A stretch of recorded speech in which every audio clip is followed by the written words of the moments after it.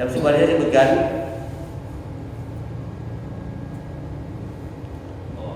lewat ayat. Astagfirullahaladzim. Kata Rasulullah dalam hadisnya, atadruna ma masalan narikum hadithinan jahannam lahi asyaddu sawadun min dukhanin narikum hadithana'ina di'fan. Kata Rasulullah, tahukah kalian bagaimana perumpamaan api kalian ini bila dibandingkan dengan api neraka jahanam?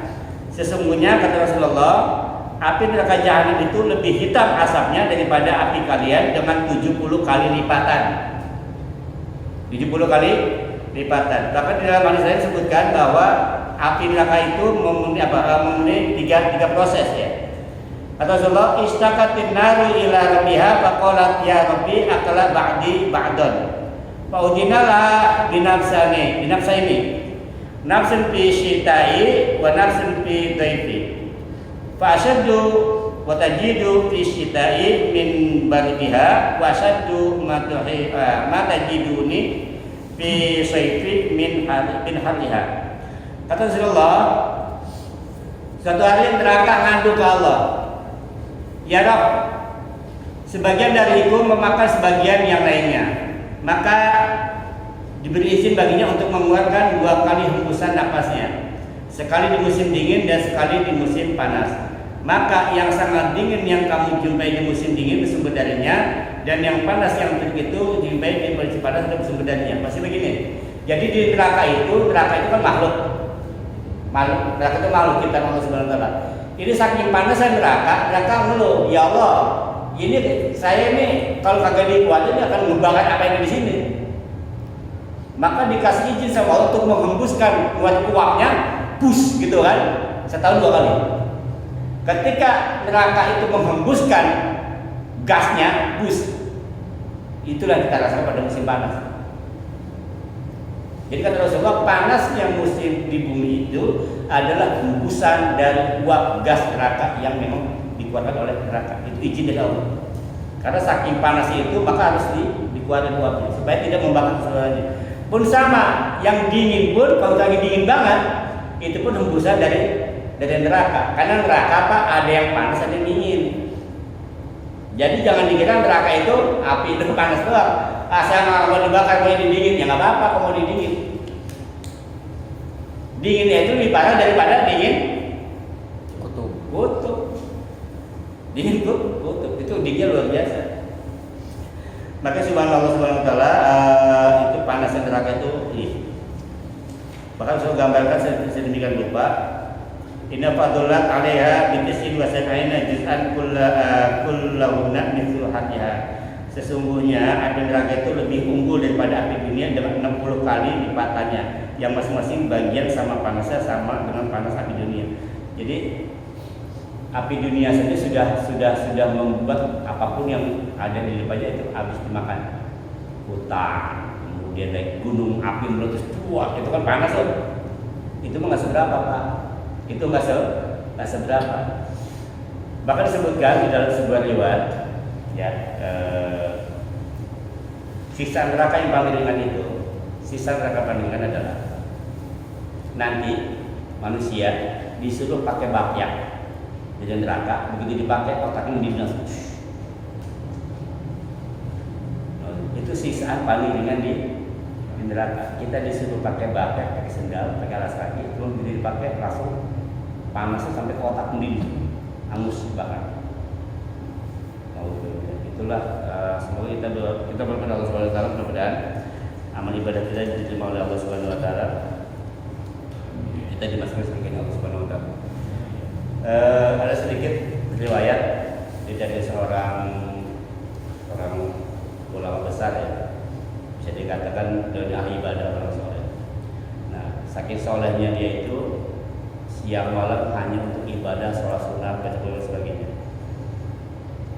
Suatu saat turun malaikat ngasih kabar, ya Syekh, kamu ngapain ibadah banyak-banyak? Emang kenapa? Ketika aku turun ke sini, aku lihat di Sidratul Muntaha pada daun itu tertulis bahwa kau adalah calon penghuni neraka.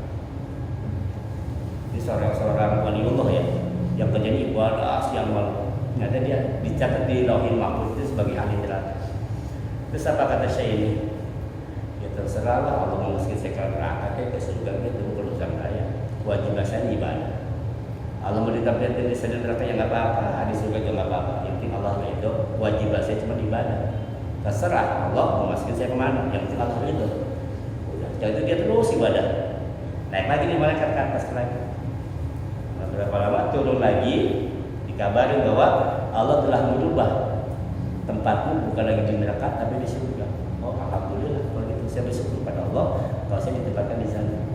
Cuma saya mau tanya sama kaum malaikat. Kenapa Allah menetapkan saya masuk ke neraka? Padahal saya sedang ibadah. Apa kata mereka? Allah memberi kabar bahwa dulu kamu ketika usia masih 15 tahunan, kamu pernah tidur. Ketika kamu tidur, kamu dengar suara ibumu ketuk kamar. Suara ibumu ketuk kamar, ingin menyuruh kamu sesuatu, tapi karena kamu malas nggak mau, maka kamu pura-pura tidur. Dengan kamu berbohong pura-pura tidur, Allah marah sama kamu, maka kamu masuk ke neraka. Itu cuma gara-gara emaknya menyuruh dia malas tidur, pura-pura tidur, Pak. Dia tahu nih emaknya masuk menyuruh, cuma nggak mau, dia pura-pura tidur. Dengan begitu saja dia dicatat Allah sebagai ahli neraka. Gimana kita? Ya kadang-kadang emak kita pura-pura lama gitu kan? Ini mah dia pura-pura tidur doang supaya nggak disuruh. Ibunya kasihan, kasihan. Padahal itu bocah belum gitu.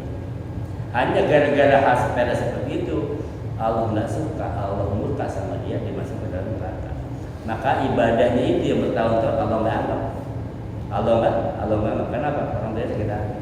Nah sejak itulah dia ketika dapat kabar seperti itu, setiap dia ceramah, setiap dia kajian, setiap dia khutbah yang dibahas cuma birrul walidain sebagai rasa penyesalan dia.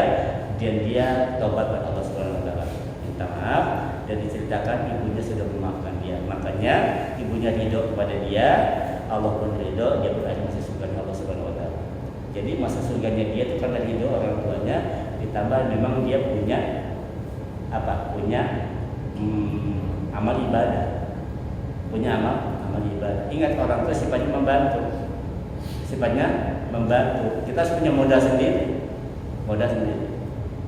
Ya itulah sedikit ya tentang kuliah. Mudah-mudahan kita dapat yang ada hikmahnya. Ada mau dalil? Ya Pak Bayu silakan. Ini Ustaz, ketika suatu nanti kiamat itu terjadi, pertanyaannya apa?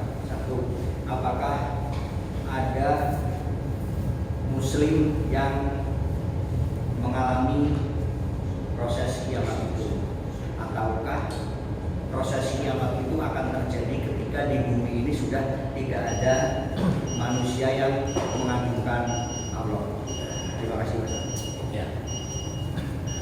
Semua riwayat menyebutkan bahwa kiamat terjadi ketika orang sudah tidak lagi yang beriman pada Allah Subhanahu wa taala. Cuma sebelum itu terjadi, Allah kirimkan dulu Nabi Isa turun. Ya. Kenapa Nabi Isa turun? Disebutkan Nabi Isa turun untuk menjadi hakim. Jadi hakim. Pertanyaannya tersangkanya siapa? Ya. Jadi hakim tersangkanya siapa? Ya mereka tersangkanya. Nah, kemudian gini. Jadi kiamat itu akan terjadi ketika semua manusia sudah tidak ada iman pada Allah Subhanahu wa taala. Semua sudah Allah panggil, barulah ditiupkan sangkakala. Di akhir zaman nanti sebelum terjadi kiamat, Ka'bah pun hancur. Sebelum kiamat terjadi, Ka'bah pun akan hancur. Ada nanti di segolong manusia yang menghancurkan Ka'bah. Hancur secara fisik ya, diratakan gitu. Dulu kan berapa kali Ka'bah mau dihancurkan kan gagal. Terakhir kan Abraha menghancurkan kan dalam surat Al-Fil itu gagal. Tapi nanti diceritakan bahwa Ka'bah tidak akan hancur. Setelah sudah hancur, Imam Mahdi meninggal, semuanya sudah meninggal, barulah ditiupkan sangkakala. Makanya ketika kenapa orang sudah tidak ada yang beriman? Karena sudah nggak ada yang sholat. Kenapa nggak sholat? Karena sudah nggak ada panggilan azan. Ketika sudah tidak ada panggilan azan, maka Dajjal itu keluar. Diceritakan bahwa Dajjal itu diikat dengan rantai gitu kan di sebuah tempat yang walau entah ada di mana oleh Iskandar Zulkarnain. Diikat tuh, ya.